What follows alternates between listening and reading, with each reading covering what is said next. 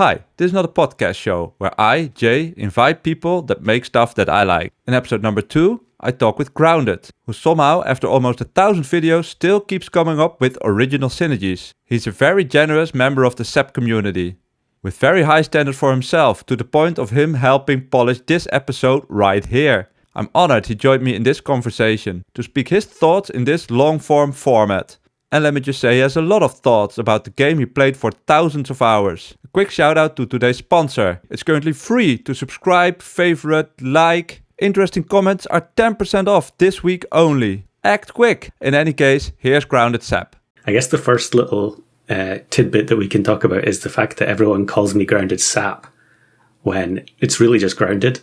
The sap at the end was just there on YouTube to make it clear what the channel was about. And then, unfortunately, not long after I started making the channel, there was a game released called Grounded as well. So the channel is called Grounded Sap to kind of clear that up. But I would just say I'm grounded.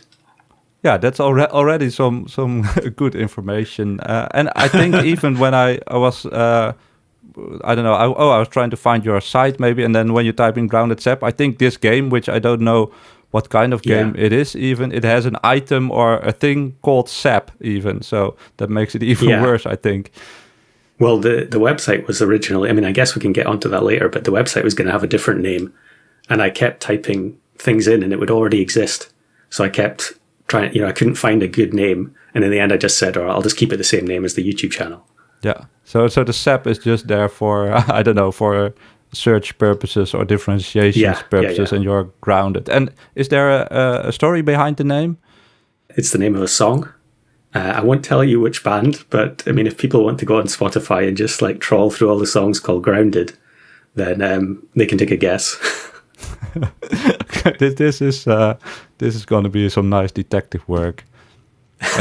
I'm pretty sure the song is on Spotify somewhere, but you never know. A lot of old stuff gets removed these days. Okay, so that's a quick hint. It's not going to be one of the top 3 results then. Oh, I'm sure not. I'm not sure if I've even ever heard of another song called Grounded, but when you go on Spotify, there's so many millions of songs now that any single word in English, there's going to be a song with that name. Yeah, definitely. So can you tell about how did you find out about Super Autopads, and what was your first reaction? So, I mean, I guess it was the end of 2021, and I don't know for sure, because I mean, at the time I never thought that years later I would be doing an interview about this. So, I didn't take notes or anything at the time, but I'm pretty sure it was NL, so Northern Lion, who I had watched in the past for different games.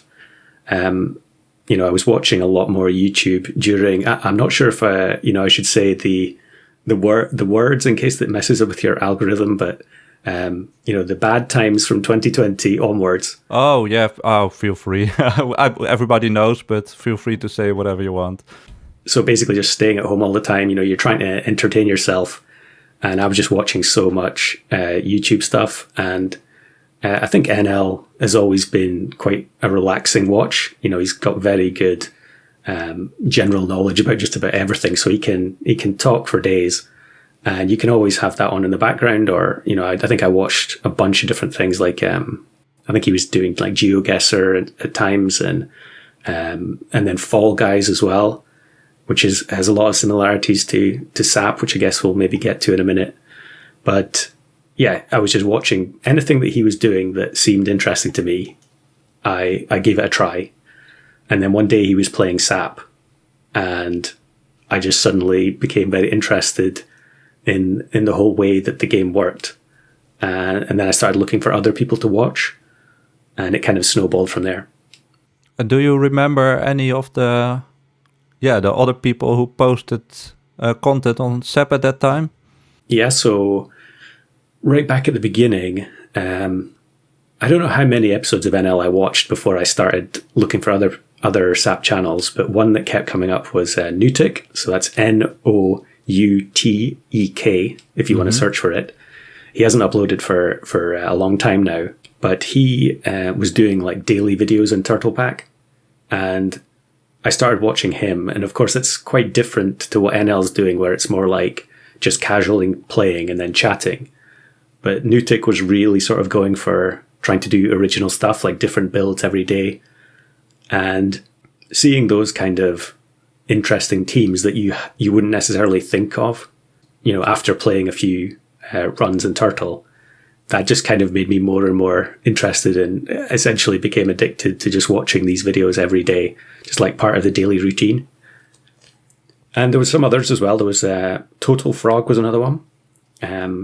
You can still look up both these channels, although they don't post anymore. And Total Frog was doing like analysis, so trying to do like projects and working out, which was the best tier 1. Of course, at the time, there's only Turtle and then the original version of Puppy, but basically doing kind of, linking SAP with like maths and, logic. So essentially kind of elevating it beyond just being a casual game that you play on your phone for 10 minutes now and again. I mean, there must have been loads of other channels. I don't remember them all. Obviously, there was also Goldemon, who's since given up as well. And I think Kino was already going at the time, although mostly it was arena for him back then, I think, whereas now it's mostly, lobbies. Mm-hmm. Yeah, it's interesting that I've never seen Total Frog, but this kind of content is kind of missing for me in the whole ecosystem. And as also was talking a bit about this with Flame in our conversation, this is something I would love to see more of, but it's also a lot of work to create compared to runs. Yeah, that's the biggest issue with it, is that there's two issues. One, it doesn't perform well, but also it's just the sheer amount of time investment that you can put into it. And if you're very unlucky, you can also release a video and then like a couple of days later there would be an update and all of the work would be wasted because all the stats had changed or abilities had changed. That's happened to me a few times. Yeah. So you generally just kind of get scared away from doing those, those videos that might take a solid week of editing. Yeah, that last part where the game is also constantly updating, I didn't even consider. Yeah, that you have to find something that's very structural to the game to feel comfortable that it's not going to be changed at a random time. I've maybe done a couple of videos like that where, it was more like sort of SAP science, but ultimately a lot of it also becomes, obsolete. That's the other thing. Even if you get it out before an update, I've definitely done like tutorial videos in the past that ended up getting made redundant by changes to certain pets. So yeah, although I would like to see more stuff like that, it's kind of impractical to do it. Yeah, so you started playing the game based on you watching Northern Lion, which I think is a common thread for a lot of people who play the game for a couple of years already. So I watched, I don't know how long, like I don't know the exact timeline of this, but I was playing a lot, and in the beginning all I wanted to do was get a win, which for a lot of people was very, very difficult at the beginning because there was no specific matchmaking, to pair you up with people who are on the same level. So it took quite some time before I actually got a victory. And then I think at that point, I was playing originally on, I had, I don't know what you call it. It's like a Steam box, one of these, it's a little box that you can, you turn your PC on, you plug the box into the TV. Yeah. And then you can remotely stream the Steam stuff to your living room. So I was playing SAP on that and then recording it through a separate box that was attached to the Steam box. So it was like a ridiculous setup. And every time I would start a new run, I had to get up, go over to the TV, press the button to stop the recording, and then press it again to record the next run for them all to be separate files. And it was just ridiculous. So I ended up moving onto the PC and then just testing it out. I obviously didn't think my computer was good enough to do the recording at the same time as playing, but it turned out to be fine. And so I just played it on the PC from that point onwards. Uh-huh. To be honest, I think maybe originally I was just recording all of the runs in case I got a sloth, but I'm not sure. And then Nutic did a challenge on his channel. It was, I'm sure Flame will have already discussed this, but it was an AFK challenge. So in the old Turtle Pack, you basically had to AFK the first 2 turns and then try and win. I think he actually only needed you to get 7 or 8 wins or something to enter the competition. And that was way back when Duck was broken. It was, when you sold it, you got +1/+1 to the whole shop. So you could just save up a bunch of ducks over the first 2 turns and then sell them all onto dodos, and then that was GG.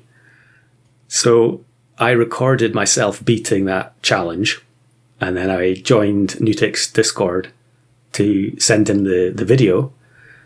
And then from that point onwards, that's how I ended up meeting Flame and Sag, because they were also participating in these competitions, which Nutic was doing on a regular basis.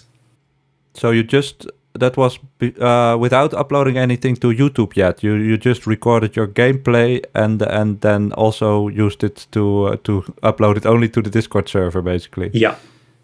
Well, I don't think I recorded the first, I don't know how many games I played, but I kind of regret that. I wish I had the original very first game recorded. Yeah, that would be very cool. I don't think I even have a screenshot of it. I would love to go back, and that's been on my list, like to try and recreate an old run from years ago. But no, I didn't record anything, or I didn't upload anything prior to the competition. So I think initially I just uploaded the video to prove that I had completed the challenge, with AFK in the first 2 turns. And I think I uploaded it privately and then sent it to Nutic, and so he could, validate that it was a winning run. And then I think at some point I maybe made it public. I don't know. It might still be privated. I don't know, or unlisted. And then at that point, it just, it was fun. You upload a video, then people in the Discord would watch it and then comment on it. I mean, we're talking about basically making videos for like 5 or 6 people. But it was incredibly fun and addictive. And so I just kept doing it. And, we all had a lot of time on our hands back then. So, that's where it went, and every time Nutic would come up with a new challenge, I would try and beat it. And Flame and I and Sag were all competing with each other. There was another guy in there who had his own channel called Ep2. I've mentioned him a few times on in some of my videos. He's done some incredible SAP videos that were very interesting and inspiring. So I highly recommend people check out all these old channels, although they don't upload anymore. Can you spell the last name? Yeah, Ep2 is EFFO. Okay, yeah. All of these are linked on my website as well. Even though they don't upload anymore, you can still get their old videos via the community tab on my website. groundedsap.co.uk for those who don't know. Yeah, that's actually, that happens all the time. People ask when I mention website in a video, they say, which website? I say, well, I guess I don't promote it very well, but it is actually linked on the channel homepage on YouTube. Yeah, and it's a very valuable. I think it's also a huge project and a valuable resource of Superautopets history. Yeah, and I think that's probably another reason why I'm still going all this time later, is the fact that the website became this huge separate project, and once you maintain it to a certain point, you want to keep it going, and that also helped break up the monotony sometimes of doing daily uploads, because I did do daily uploads for a long time, and having the website project, although those videos also do really badly, if they're not just a normal arena run, the views plummet. But it's about creating that balance where you've got something that interests you maybe more than your viewers, but that also helps you keep going. 1 video for them, or 10 videos for them, 1 for me. Yeah, I think that's fair. And with a way shorter content creation history than you have, I think I'm more of the 1 for them, 1 for me kind, just to keep it fun for myself and then see whatever people react or don't react. But I think it's also very nice to think a bit more about your audience. like you do, I think. Yeah, and I guess that kind of brings us onto the fact that this wasn't the first channel that I started. I had a few attempts beforehand where I didn't go through with it.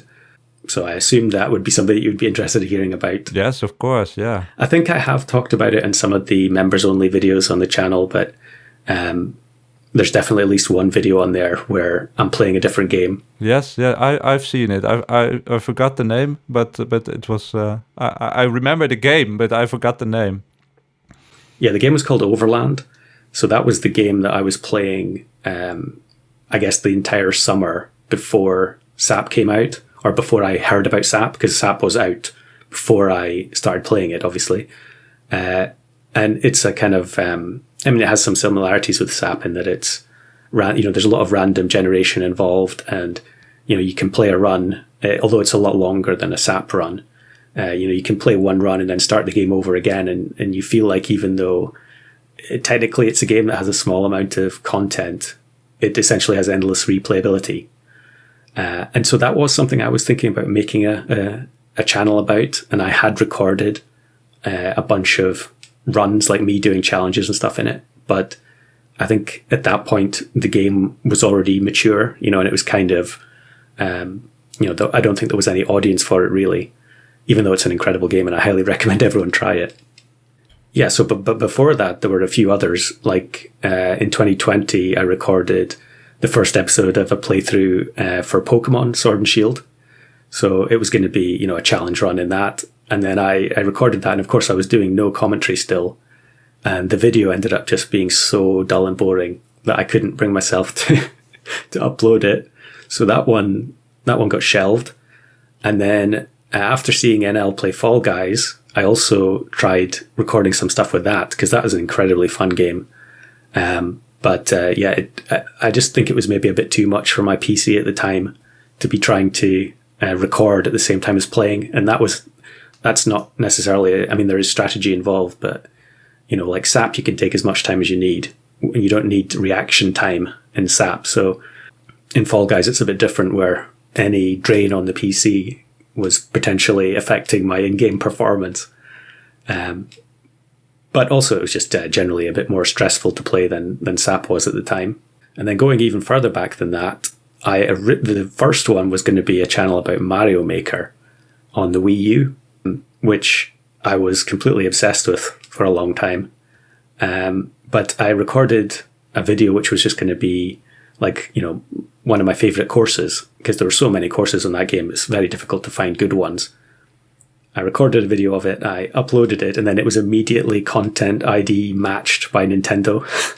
Oh, really? Yep. I was like, no way, I'm not doing that. So that got shelved as well. Did you also make levels?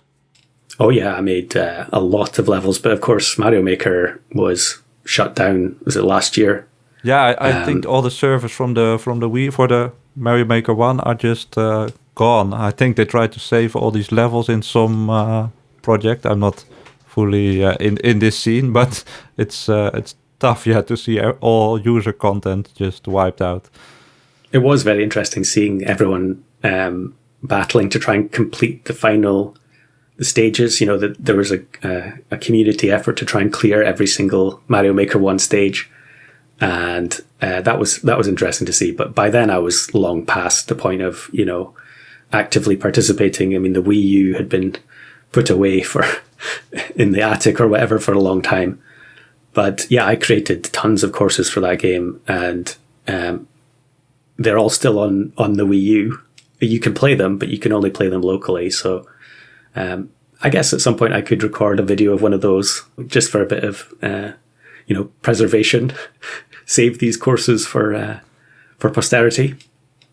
Yeah, it would be cool. And then after all these, how do you call this, false starts with games where you thought about creating content and even recorded some, and then even uploaded, but got banned immediately. Or not banned, but content I did. Then somehow Super Autopad was the game that made you actually follow through on creating more content? Do you have any idea what made the difference? I think there's a lot of factors, like, because obviously at the beginning I wasn't really thinking in that mindset. I was just getting involved in the game and wanting to carry on with it, and I wasn't necessarily thinking about trying to, build up a subscriber base or anything. I was just making videos for my friends in the Discord. But I think there's some obvious things, like if you look back, the fact that the runs are very short is incredibly helpful, because the editing burden is very minimal, especially if you're not doing voiceover, which I wasn't. Initially, what I did was I just put little bits of text on screen explaining things, if there was a mistake, or making some sort of a funny observation on an opposing team. Just a very small amount of editing to make the effort.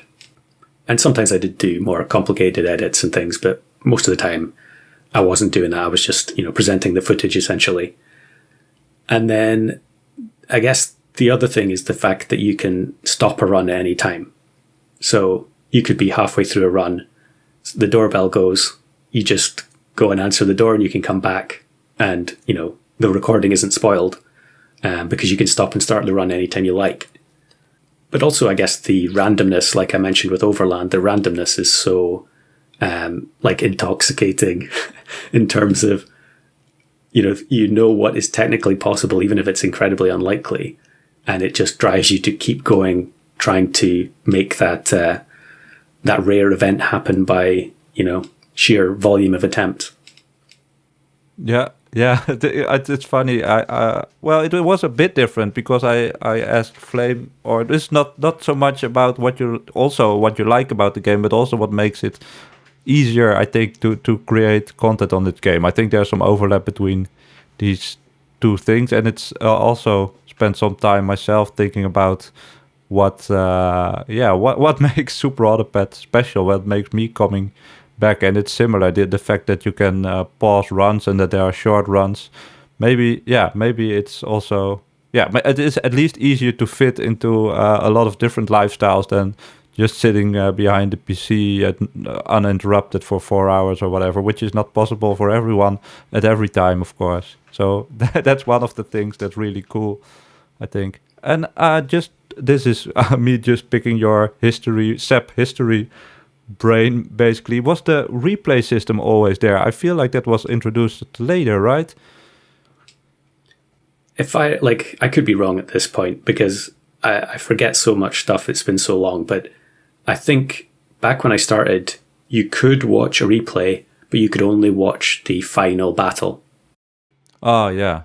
Like from the menu, if you choose replays, you would see your last 10 or 20 battles, 10 or 20 runs, but you could only watch the last round. Yeah, no shop phase probably, just the fight. Yeah, no shop phase, just the fight. And it was the same then as it is now, where anytime there's an update, you can't watch any of the old replays, which I understand why they have to do that, but it would be great if you could still watch old stuff. I know a lot of people have been caught out with that recently, YouTubers, myself included, where you record something and then it suddenly becomes unavailable. Yeah.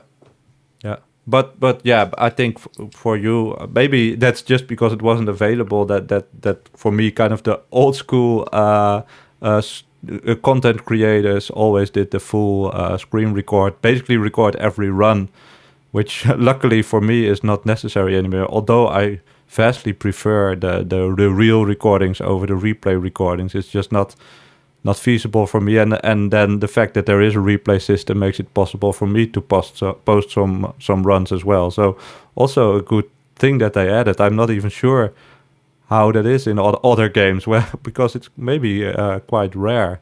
Can you replay your Super Mario Maker run, for example? I'm not sure actually. No, I'm sure Mario Maker has ghosts. You can see where other people have gone in the level and where they've died and things. But I'm not sure if you can actually watch a replay of it. Probably not. Yeah. But actually, that's a good story about Mario Maker, and maybe something else that got me interested in creating content was I was watching so much Mario Maker on YouTube and Twitch at the time. And there's so many courses, you just think that there's no chance that your course is ever going to appear on a stream. And one of mine did appear randomly on, in a video that I was watching. And I made the mistake of not screen capturing it. So unfortunately, that clip is also lost forever. Oh no, yeah. So that's why you're now a full archiver of everything of these of these things. I think that applies in everything that I do these days. And unfortunately, it's just very impractical to keep every single recording of every single run. But that was what I was doing at the beginning. And then eventually the computer just runs out of space. And, you have to start cutting stuff. And I've been doing that more and more recently. And it's painful to delete runs that are like 3 years old or 2 years old and have never been seen. But most of them, when you go back and watch them, you realize that they're not very interesting. Your tastes have kind of refined over time. And what you expect from a decent SAP video has changed quite a bit. Yeah, and these then are already kind of the selected runs, I assume, because then the 3 pieces or whatever, they get deleted earlier. Or do you really start it out with keeping everything? Normally what happens is I sit down and I start recording, and every run, when it ends, I just stop recording and start again.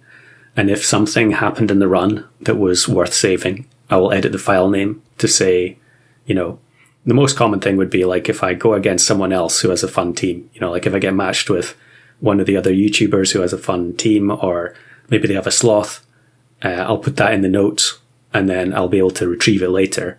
But a lot of the time, especially when I get to the point where the hard disk is full and I just have to delete stuff right there and there, I'll just go back and delete, the last 15 or 20 runs that don't have any label. I didn't used to do that, but then the demands have kind of increased in terms of how many runs you have to play to get a usable video run. So it's not practical to save that many. And a lot of them do just get deleted immediately because there's nothing of worth in them. Although I have actually lost a few recently where I forgot to take a note. Sometimes you get to the end of a run and you have a really bad loss and it makes you angry. And so you just start recording another run and then you forget to label the file. So that has happened a few times of late. But most of the time I just, if it's a run that goes to turn 7 or whatever, and it's, you've lost every single turn, or turn 9 and you've only had a couple of wins, then, very rarely there's anything in them worth saving. Yeah, I can imagine. So maybe let's talk a bit about the game itself and your thoughts on it. Of course, you have an insane amount of hours in the game, and you maybe followed almost the full transition from start to where it's now. So, yeah, do I have a specific question? Maybe not even, but maybe describe how would you describe the game? Maybe not literally, but what makes the game, special for you? What's it about for you? What makes it fun for you? I think we kind of touched on that a little bit already about the randomness, and maybe it's also because I'd never really played a game like this. I know that there are loads of auto battlers out there, but I'd never played one. Not that I can think of anyway. Maybe I have way back, and I didn't really associate that with the same type of game that SAP is. But I don't think I'd ever really played a game where you had a shop and you were, spending gold to refresh the contents of the shop.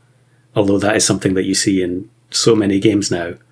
So maybe it was the novelty factor of that initially, but then over time you just, there's a degree of familiarity with it. Once you know so much about the game, you appreciate things about it more. You appreciate rare scenarios when they come up.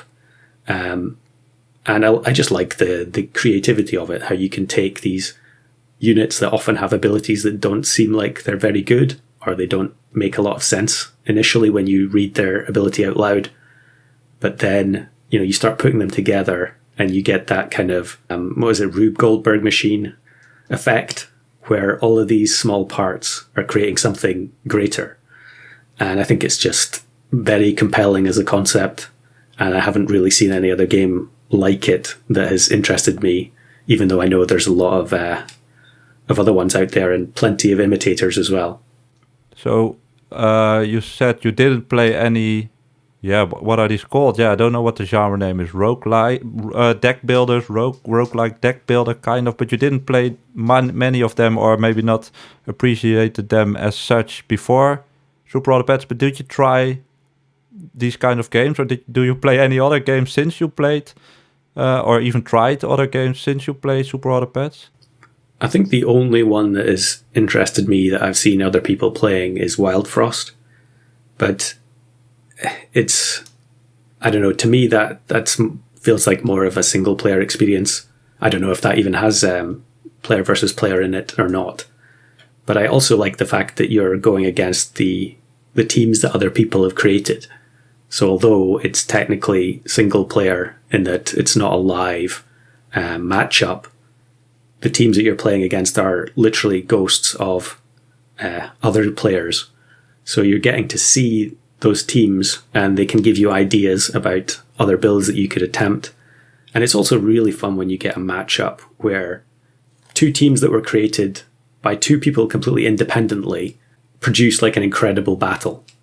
And I think that's probably one of the main things that keeps me playing, because especially when they add significant new mechanics, and you can sort of see all those potential matchups. You might have to play 100 hours to see one, but it's incredibly satisfying when it eventually happens. So the fact that you can see other people's teams and play against other people's teams just also in a way feels more fair to me. So I think many of these games that come out, I always check them out or on Let's Play and some on YouTube and watch some Let's Plays, and also I buy a lot of them just to support, I think, and then play for an hour or two.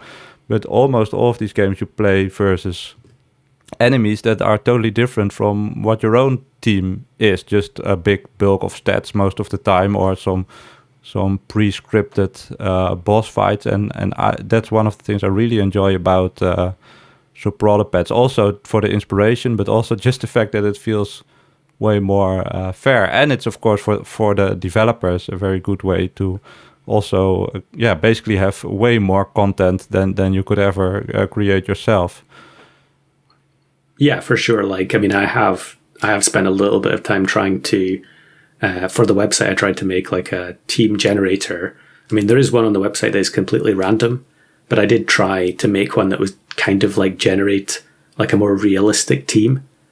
But it's just, I mean, when you think about the effort involved in that, it's just so much better to let people, go at it and just make random stuff themselves and then see what survives. I mean, not like I don't think the matchmaking could do with some tweaks, but I think it's definitely a good system, where you can, especially way back at the beginning when there was a huge number of people watching SAP on Twitch and so on, you would almost never face the same person in a run. And that meant that there was like a huge amount of variety, because it was, almost every opponent was a different person. It's not quite like that anymore, but I mean, the infrastructure's there for it to still work that way. Yeah, definitely. But yeah, actually, sorry to go back. You were talking about Wild Frost briefly there, about the fact that, the enemies are kind of these pre-scripted challenges that are basically set there. And most of the time, they're generally fairly easy, because your average gamer just wants to win, which is fair, absolutely fair enough. But it does also kind of illustrate why I felt like SAP has been so good, is the fact that there's like this huge scope for creativity where you can just come up with your own ideas for challenges, and like I mentioned at the beginning, where Nutik had his challenges that we all entered in order to try and win, but then you could just start creating them yourself, and more people started coming up with them. And I think at the end of 2021 there was like a craze for doing no roll challenge, and that was a huge eye opener, because it hadn't even occurred to me to try and play the game without rolling.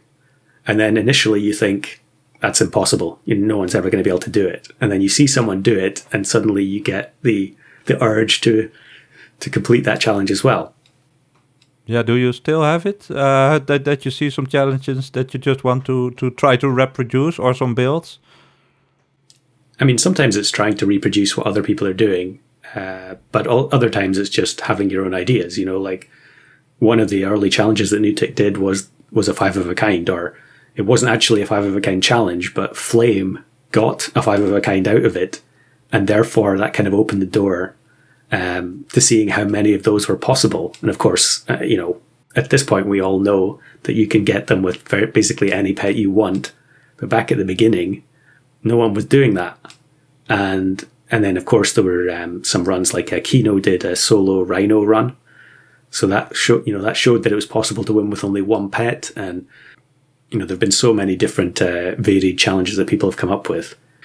It really kind of speaks to the fact that, to me, it's like a sandbox game, where you go into the game and you get out of it what you put into it. You can keep coming up with new ideas, and there really is no limit as far as I'm concerned, other than the fact that we need more players in the game.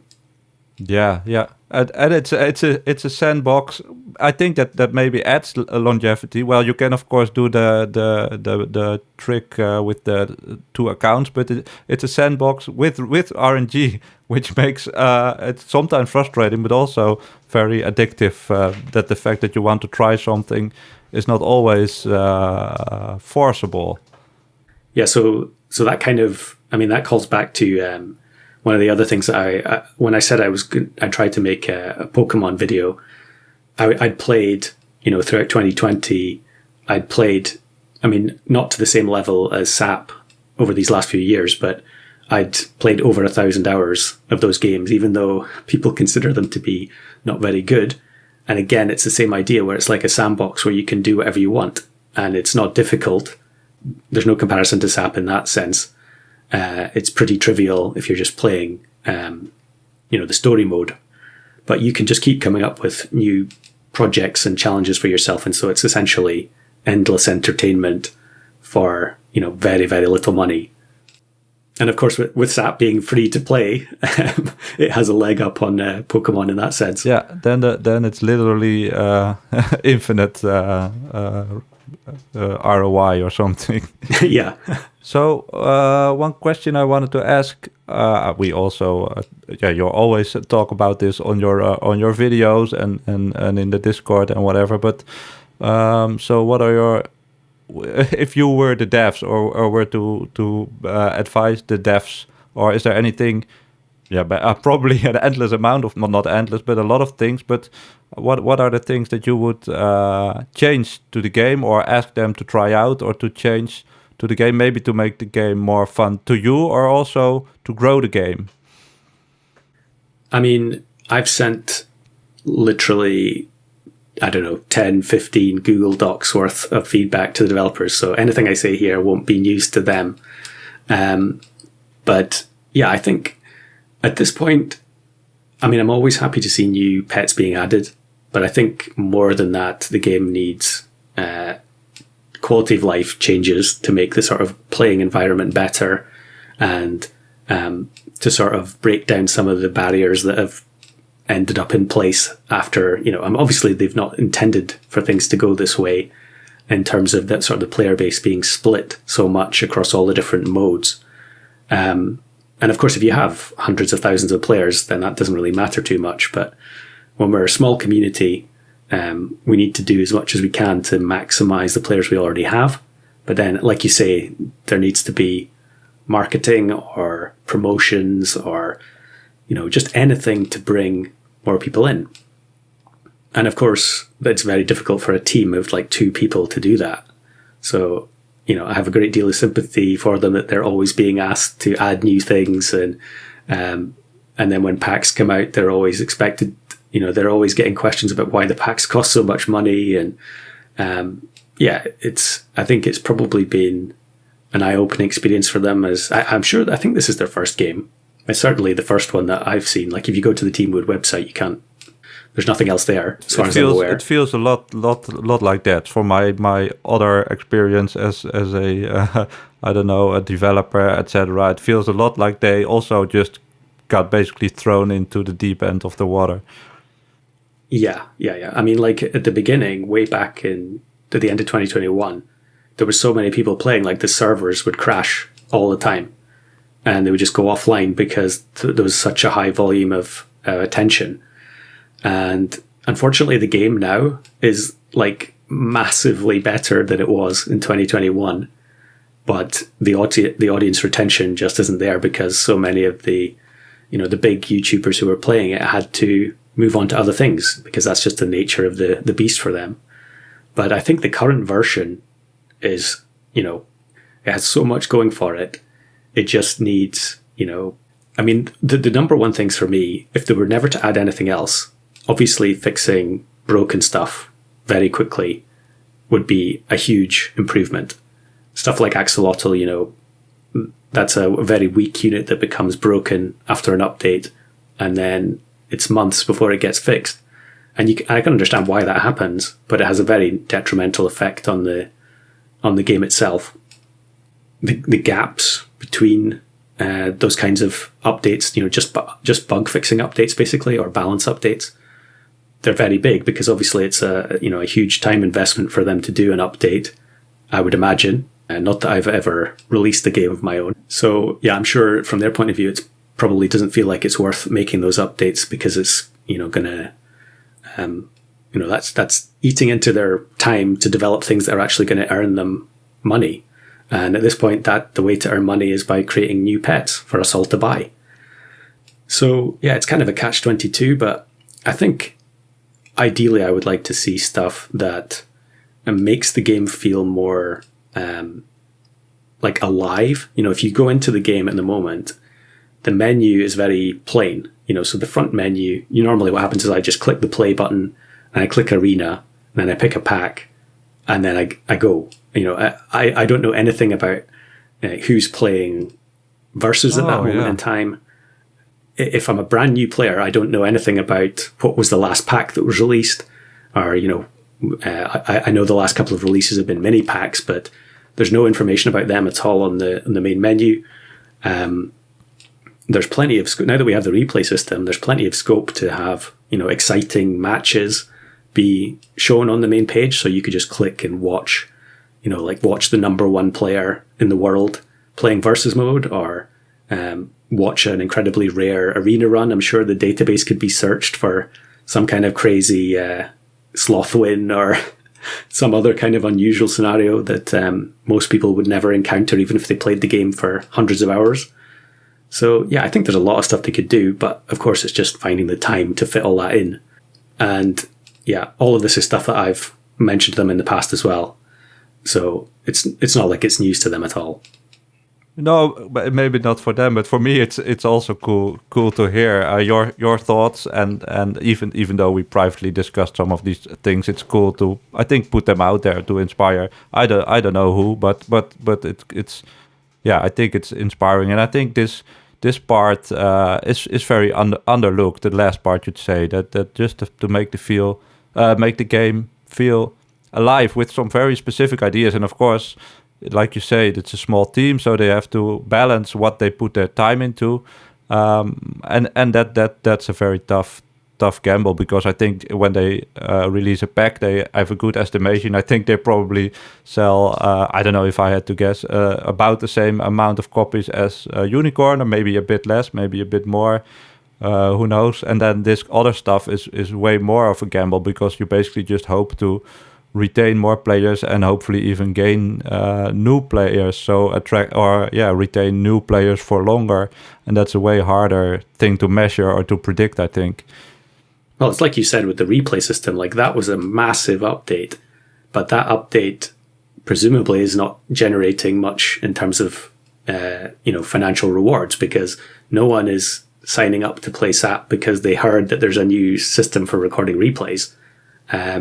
It's just an incredible quality of life improvement for the existing player base. And like you say, that's a huge investment of time for presumably very little return on investment, even if it makes your product better.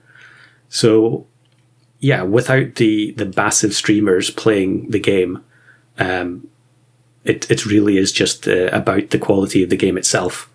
And I think the game is very good still. It obviously has a lot of problems, which I complain about frequently on videos. But I think most games do. So Super Opets is not a special case in that regard. But I think, the weekly pack has been so successful, although it has its own problems.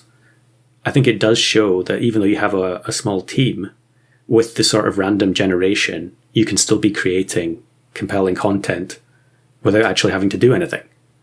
And I'm sure that could be broadened so that, like, one of the things that I've constantly suggested to developers is having, you log into your account on a Monday morning, the new weekly pack is there, and there could be other things that are there that are being generated randomly per week. Like, say you click on Arena and it says, your pets for this week are, I don't know, horse and armadillo or something.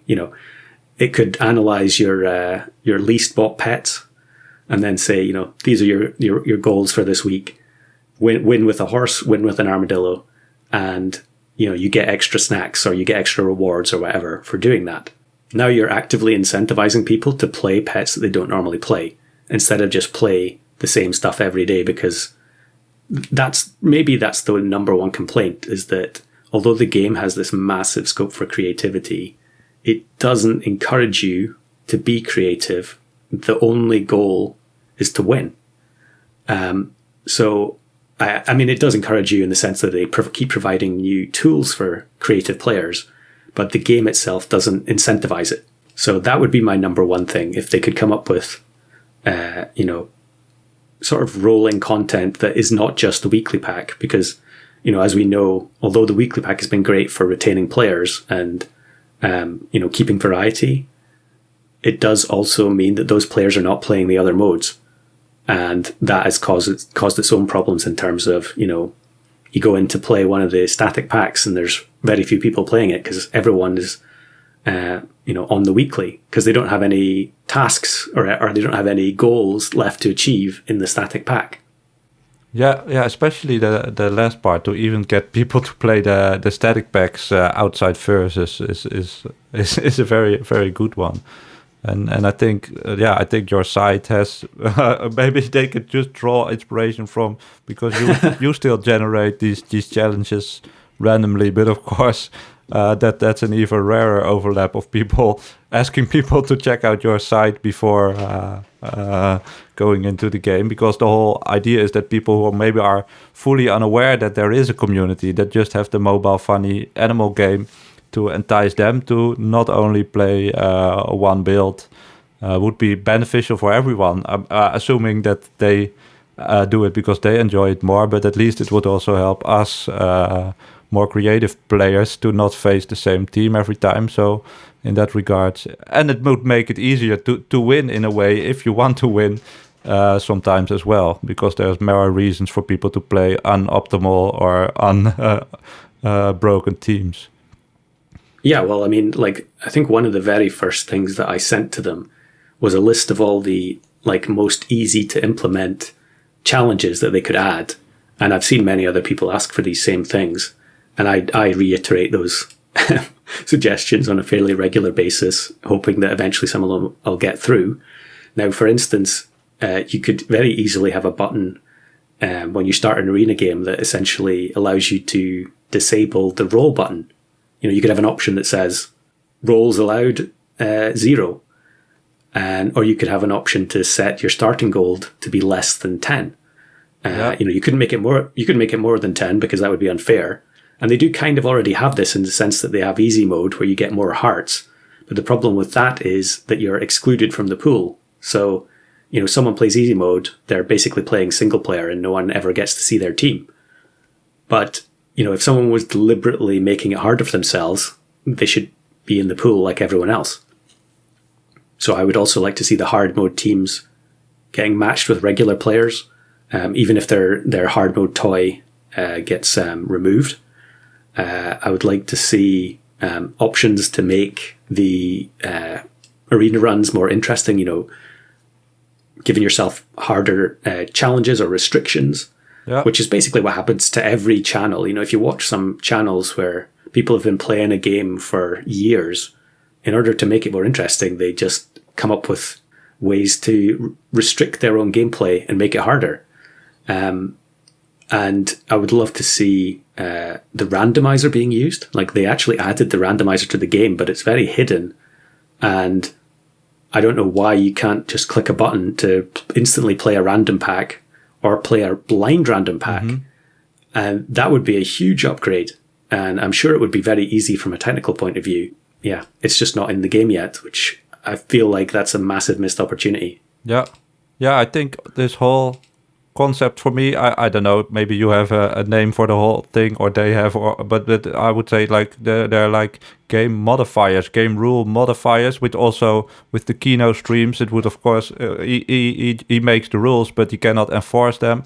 So it would be very cool for them to natively basically add this. But from my programming experience, that might be the first one or two could be a very big endeavor to add. But once they decided that they have, because many games have this stuff for playability, like daily runs with modifiers, and of course then you run into the thing where they don't want to split the pool, and then maybe your stance is to just add everything to the pool, because it's good if there's more teams, and especially if there's maybe weaker or stranger teams.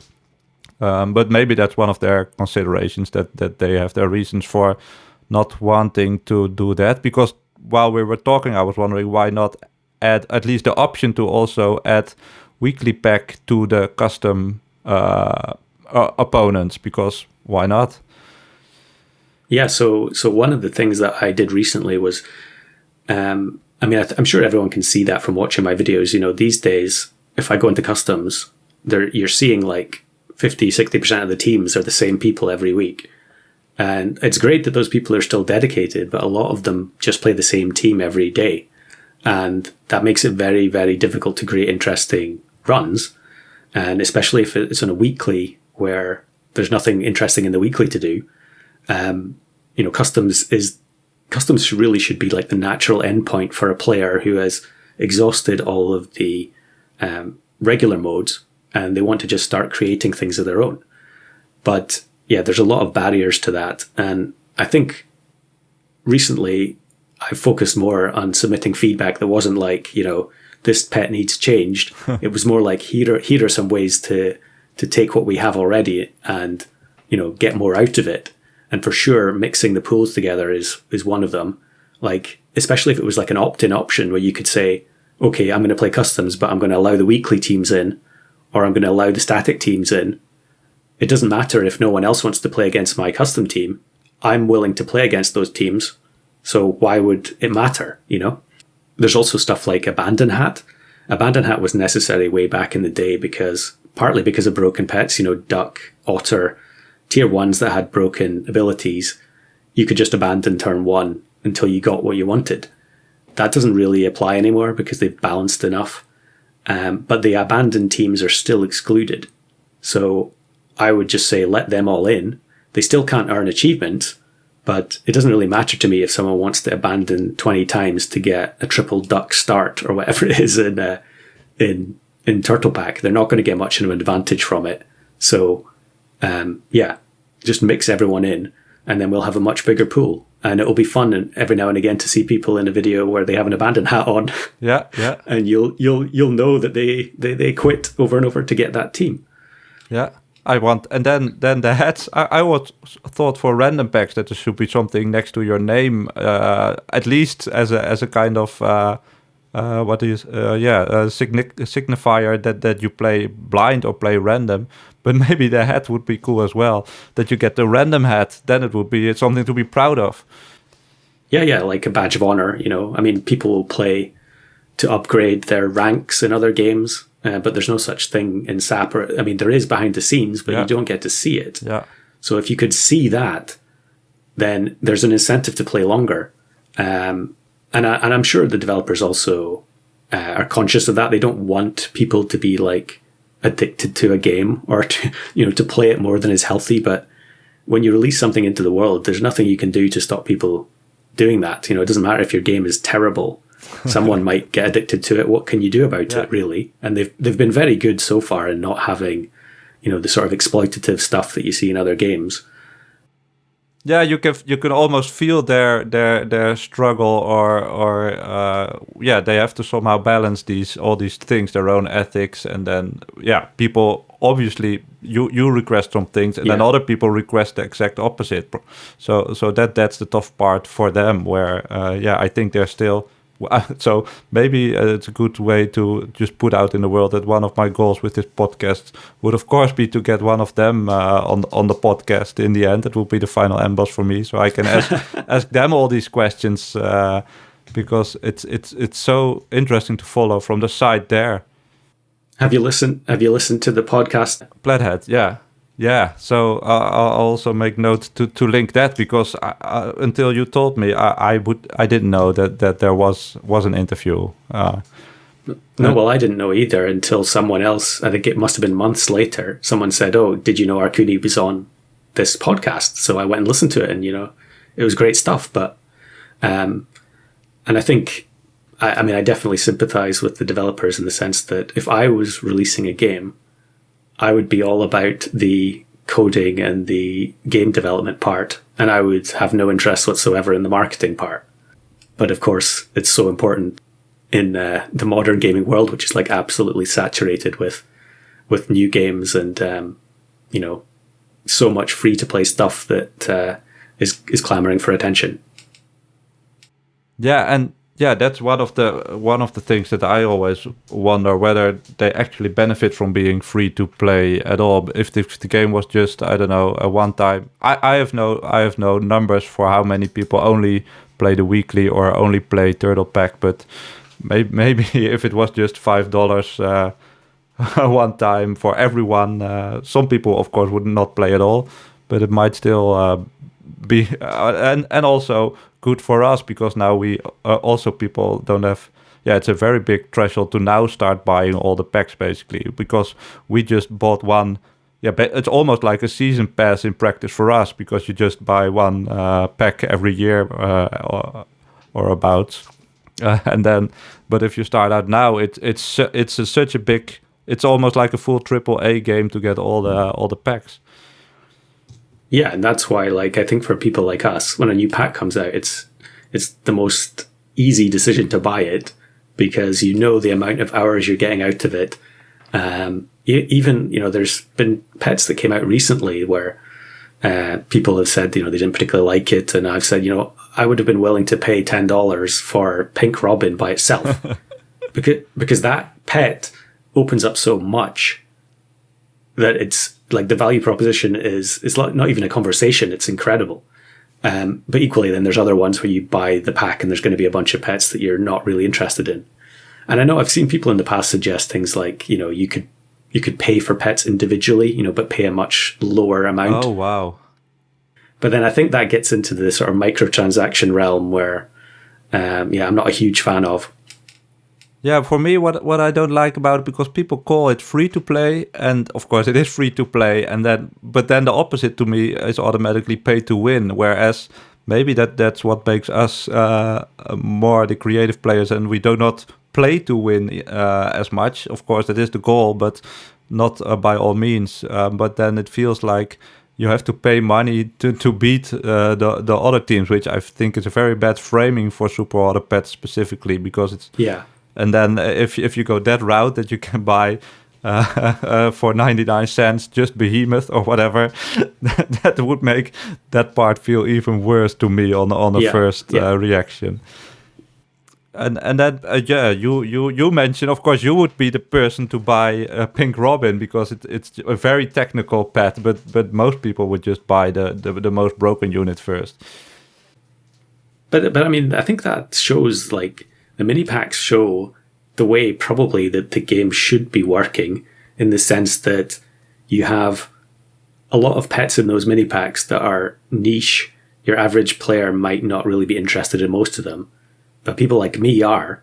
And because I have the subscription, I get them automatically, but I would happily pay to buy the mini pack separately. It's just not possible because I already have the sub. So yeah, I wouldn't mind seeing them doing like mini packs that are not new pets. Oh, yeah, like a themed pack that you can buy. Yeah, like suppose there was an EXP pack where you get the pets from Star and from Unicorn.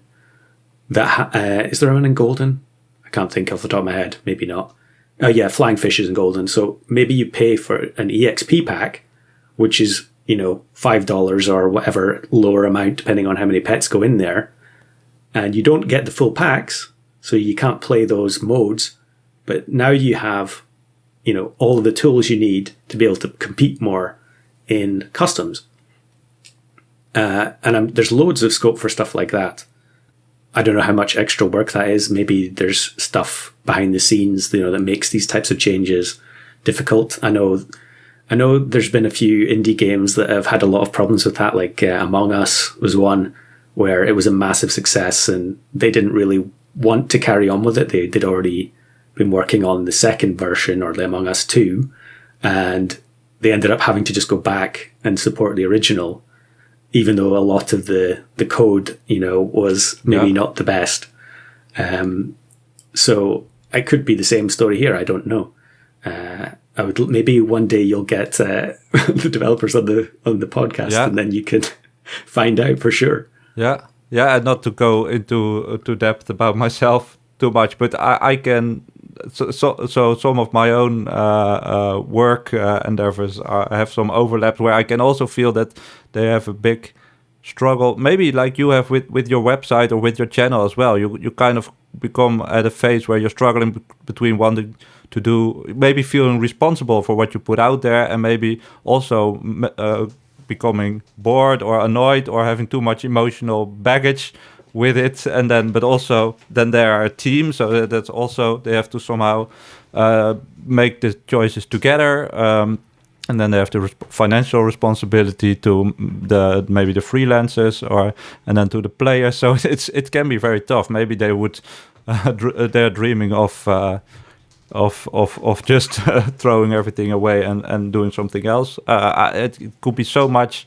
They're quite in a tough spot, and maybe they're just hoping to make enough money, and they would love to play to work on it for the rest of their lives. Could also be like that. I could also. But that's, of course, also very optimistic.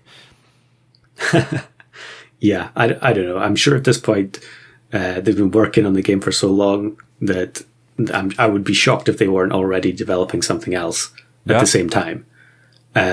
Because, you just have, like, if you have a long-running project, usually you get to the point where you've learned so much that you think, actually, the next project is going to be a lot better because I know all this new stuff. Yeah. And that's certainly, not that my website project is particularly difficult from a coding perspective or interesting or anything, but I rushed to get that made.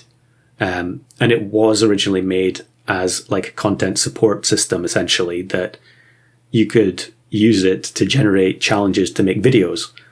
And I wanted people to have access to something like that. Now, in practice, it's more been used for the data side of it, the information on the pets and the foods and all the rest of it, the preservation aspect. And part of the reason for that is because a lot of the challenges, they stopped working. Like I spent a huge amount of time making a bingo challenge, which was inspired by some videos. I think it was Scooty and Kino did it, where they had a stream and they had a bunch of challenges on a bingo board. Very simple stuff like, win with X pet, or, have 3 of the same pet on your team, or whatever. There was a huge list of them. And then they raced to complete the challenge on stream. And I thought, why not let people do that themselves?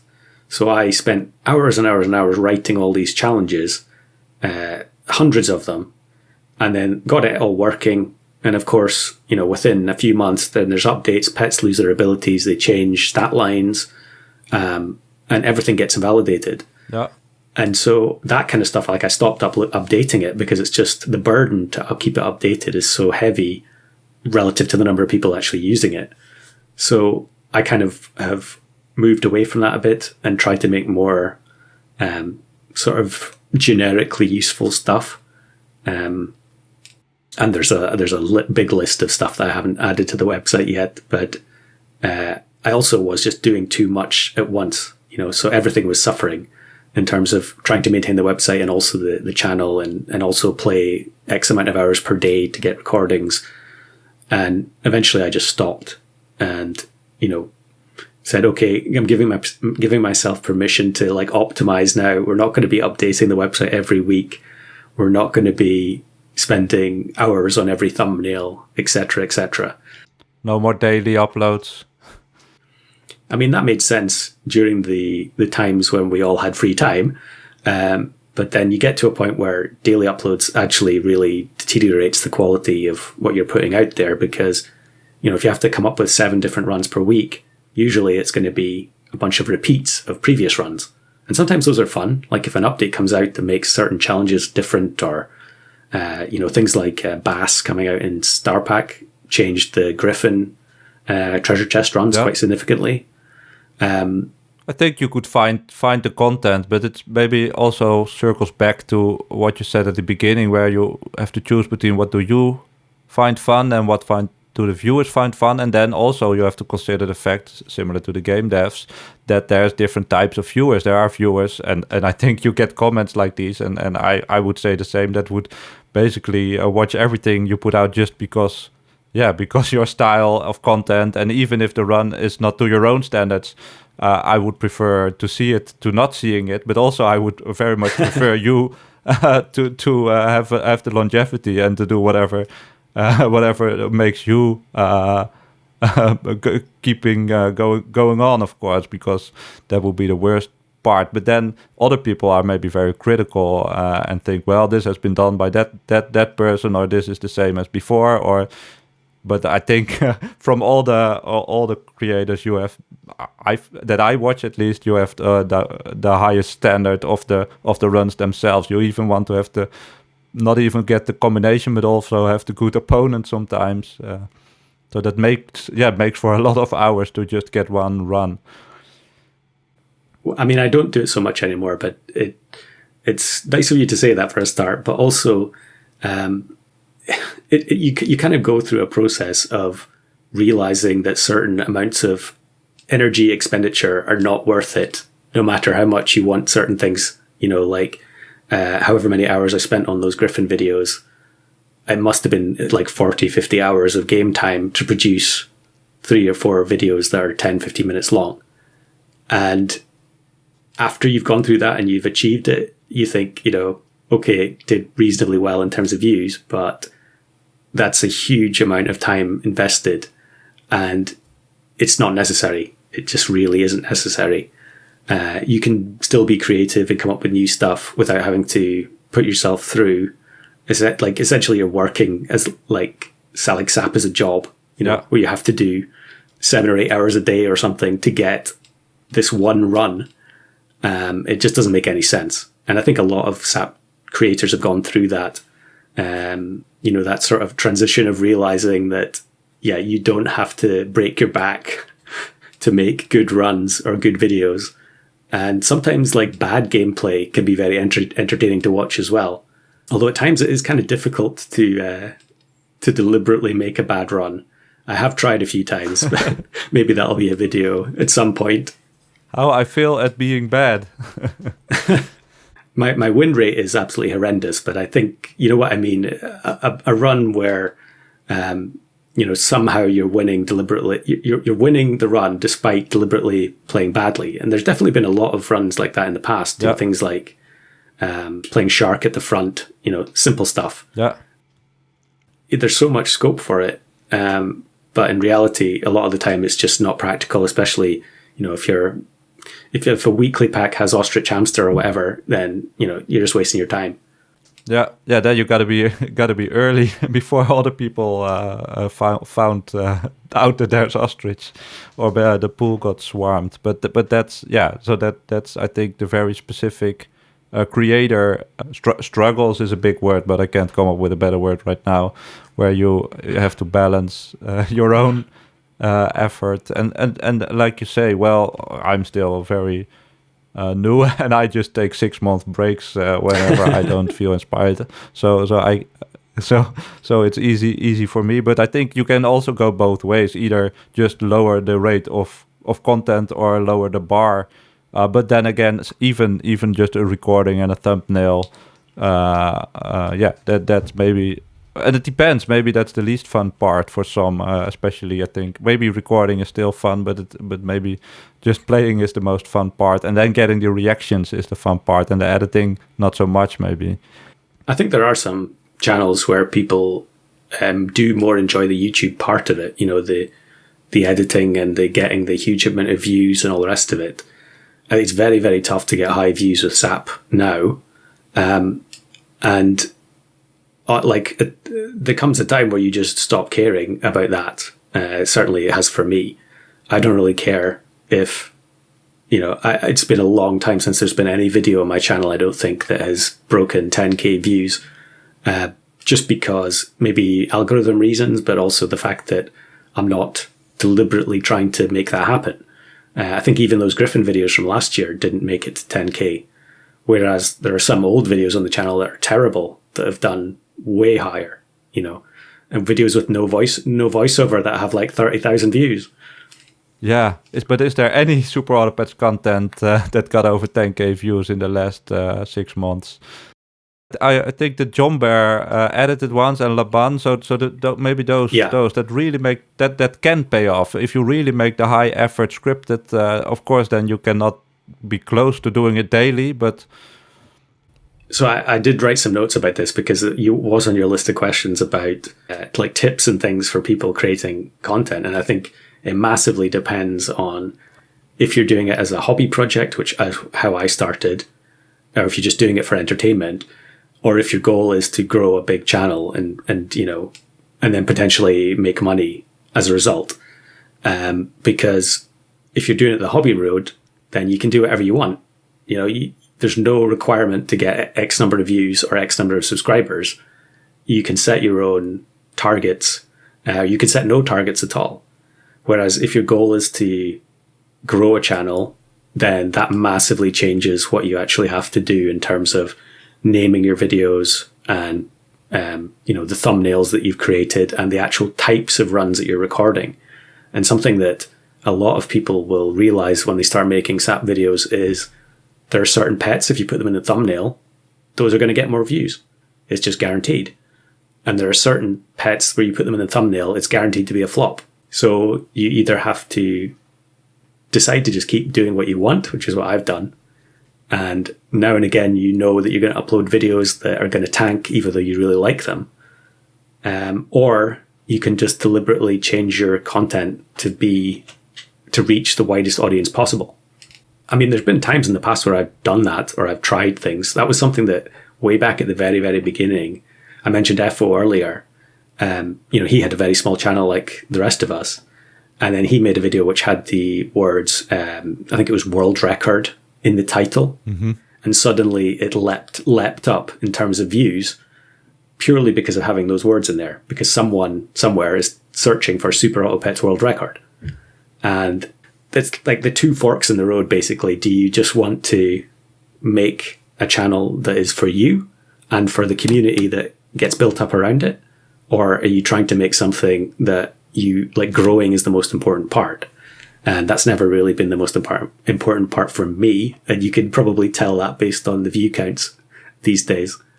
Yeah. So my only thing to add would be, if of course it's fun, and the people who focus on that within the SAP community also very interesting to follow. But of course, I think at the start it would be a very bad idea then to make Super Autopet content in 2025 to begin with, if your goal is to grow the channel. Yeah, and I think in general, I mean, like I'm no YouTube expert, but I think in general, picking one game and sticking with it is not going to work unless it's one of like a very small number of games that have a massive worldwide audience and there's always going to be viewers for those channels. All the massive games like Minecraft and Fortnite and the Pokemon franchise, the stuff that has a guaranteed audience, that even if you're a small, quote unquote, small channel in those games, you could still be having hundreds of thousands of views. Whereas, if you're starting now and you want to make a channel about SAP, then it has to be because you love SAP and you either want to share runs that you've created, or you just want to be, to get involved in the community a bit more. Which is the number one thing that I would recommend to people if you're starting a channel, is get involved with other channels. Go watch their videos, comment, tell them what you like and don't like, be nice about it. And then, if people make videos where they're challenging their audience or challenging other creators, get involved in that. Do a response video to someone else's video. And that's really where I started to see improvements in terms of people coming to my channel that previously had not been watching, was that I'd started commenting on Hap's videos and all the other people who were making videos at the time. And then, someone looks at your profile picture and realizes that your channel is probably about the same game that they've just watched. And then they come across and have a look. And, that's how all of the newer SAP channels, that's how we're able, like as a community, to sustain them, because the inbuilt audience, we can like propagate that out to those channels, especially since other channels are kind of rolling down the shutters at this point because they have to move on to other games.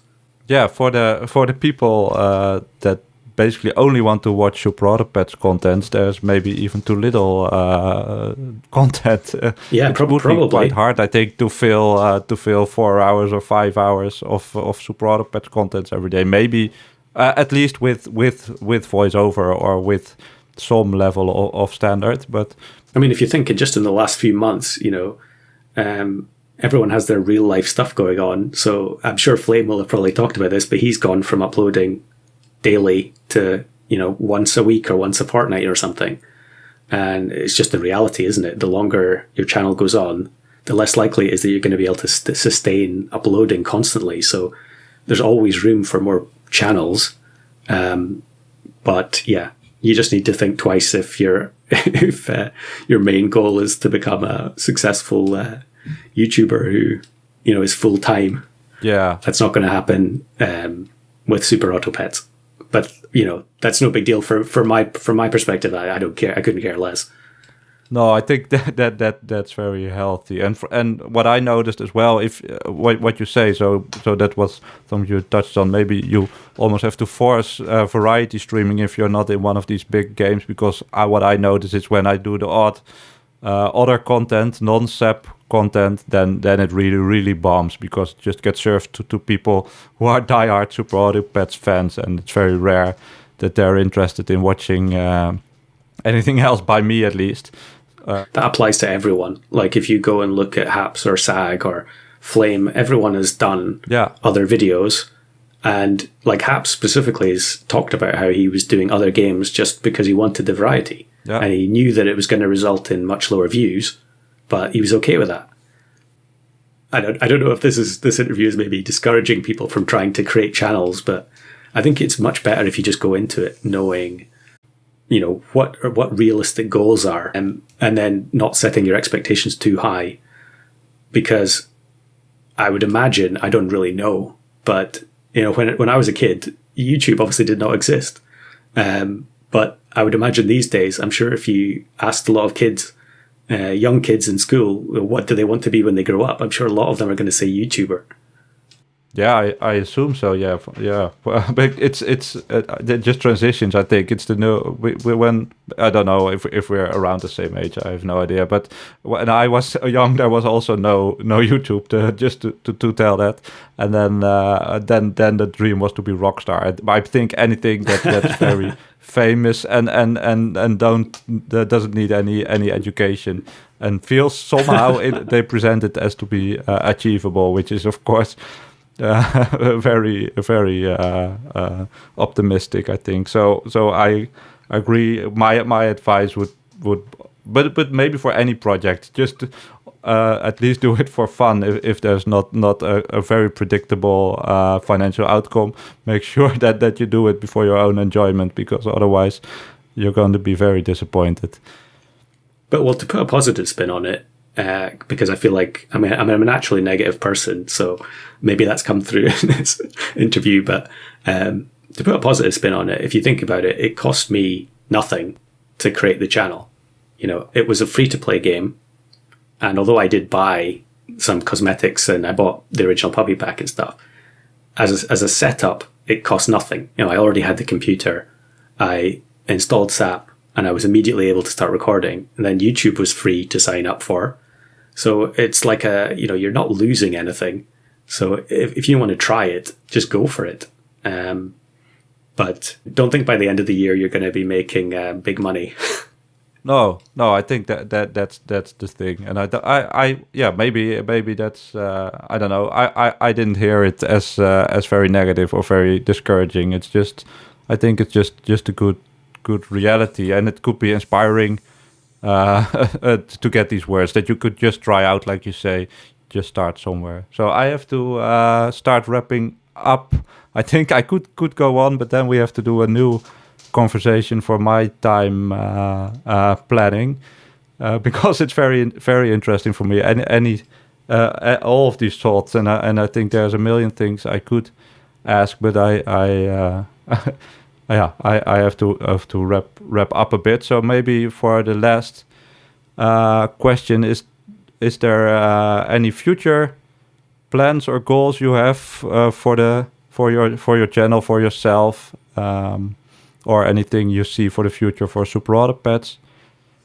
I always have stuff on the back burner, basically. Like I talk about it all the time, that I have so much stuff recorded.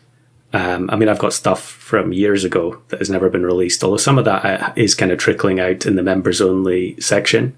But like, I've always got a list of things that I want to record. It's just trying to avoid, spending an entire work day playing SAP instead of actually working. So there's no shortage of runs. Like, I'm in no hurry to look for another game. Obviously, we've got a new pack coming soon, so that always kind of refreshes everything. But then on the website front, I've got a bunch of features on that. Some of them have been, some of them I've written months ago and never published. There's another version of the draft system, which you haven't talked about so far, but at the very beginning, before the interview, I did say to you that it's very rare that I come on these voice calls, and the last time would probably have been one of the drafts that we did with Sag and Rev and Flame and Haps. And of course, Haps and Rev have since had children, which makes it very difficult to keep doing those kinds of high commitment videos. But there is a new version of the draft system going to be coming out in the next few weeks, I would imagine, which also lets you play solo. Oh, cool. You can actually play the current draft version solo, but it's not as much fun, I don't think. So, yeah, I'm sure I'll make a video about it at some point. But anytime I get to the point where I feel like I don't have any ideas left, you take a break, you take a week off. Because I've got such a big backlog of videos, it's very easy to take a week off from playing. And by the time you take a week off, I always feel like I've got a lot of things that I want to record as soon as I get back. And maybe you feel the same way, having just come back from holiday. Well, for me, I'm not a big backlog guy, so I don't think I put enough hours into the game. So when I try to get even a semi-regular schedule, I kind of struggle to get even enough wins to record, because similar to you, I don't have a high win rate. So then I almost have to publish almost every win if I do any challenge at all. But I'm never in a hurry I don't try to feel in a rush to put out anything. Well, I think that's one other positive note to end on, I guess, is the fact that I mean, when you get to this stage, it's 2025 now, and we're talking about the September or October 2021 that I first started playing SAP. I've played something like 3,500 hours or more, which is way more than I've played of any other game. And I've played a lot of games. And at this point, the community, especially on YouTube and Discord and so on, it's kind of self-sustaining in the sense that when you think there aren't any more ideas, someone else will discover something, or they'll post something in the comments and say, can you win with this team? And you hadn't even thought about it. So, there's almost 500 pets in the game. And I think there's still tons and tons of undiscovered stuff that, even if they didn't add any more new pets to the game, would eventually surface one way or another. Yeah, I think that's a very nice thought to end it up for now. So thanks a lot for sharing all your thoughts and for this nice conversation. Maybe of course people know where to find you maybe, but it could be nice to end up anything you want to shout out or tell people to go view you or watch you. Because I'm so bad at self-promotion, I tend not to do any of that kind of stuff at the end of a video. It's all just done by the end card on YouTube. But I would say if you go to my channel and then you scroll down a little bit, there'll be a bunch of other SAP channels there. So all the ones that you would expect, SAG and Haps and Flame and Rev and so on. Then there's also Troubadour, Jomber, Metabrusque. There's loads. So I would suggest, if you're not subscribed to all those people already, go look at that list and then subscribe to everyone. That's beautiful. I'll try to link as many as I could think of in the description for this as well, and all those that we mentioned before, especially the really old ones. I look forward to check out what they made in 2021. I think it's good to be also a bit reminiscent to the old days. That's part of the game, I think, and part of the community. That there's a huge spike and then there's a really long tail, basically in all parts of it. So I think that's a nice ending. So yeah, thanks so much. You're very welcome.